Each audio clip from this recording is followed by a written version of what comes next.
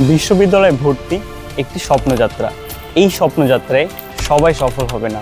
ঢাকা বিশ্ববিদ্যালয় ভর্তি পরীক্ষার পরে আশানুরূপ ফল না পেয়ে হয়তোবা এখন তোমরা অনেকেই মন খারাপ করে বসে আছো।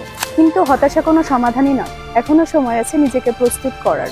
বাংলাদেশে 50-এর অধিক পাবলিক ইউনিভার্সিটিতে আসন সংখ্যা মাত্র 60,000-এর মতো। পাবলিক ইউনিভার্সিটি ভর্তি পরীক্ষা মূলত বাদ দেওয়ার পরীক্ষা। লক্ষাধিক শিক্ষার্থী থেকে বাছাই করার মাধ্যমে তোমাকে সুযোগ দেওয়া হবে পাবলিক ইউনিভার্সিটিতে।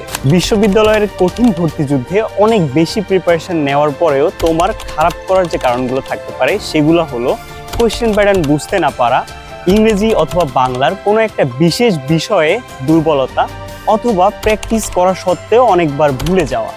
এই সকল সমস্যার সমাধান একটাই, সেটা হলো বেশি বেশি এক্সাম দেওয়া। ঢাকা বিশ্ববিদ্যালয়ের চান্স মিস হলেও রাজশাহী ইউনিভার্সিটিতে তোমার চান্স যেন মিস না হয়, কারণ ঢাবির মতো রাবিতে কোনো লিখিত নেই। পাশাপাশি জিএসটি প্রিপারেশন তোমাকে দিচ্ছে গুচ্ছের 19টি বিশ্ববিদ্যালয়ের যে কোনো একটিতে পড়ার সুযোগ। তোমরা সকলেই জানো দীর্ঘ 8 বছর পরে ন্যাশনাল ইউনিভার্সিটি ভর্তি পরীক্ষার পদ্ধতিতে ফিরেছে। তাই ন্যাশনাল ইউনিভার্সিটির প্রিপারেশন নিশ্চিতে কমপ্লিট গাইডলাইন তো থাকছেই।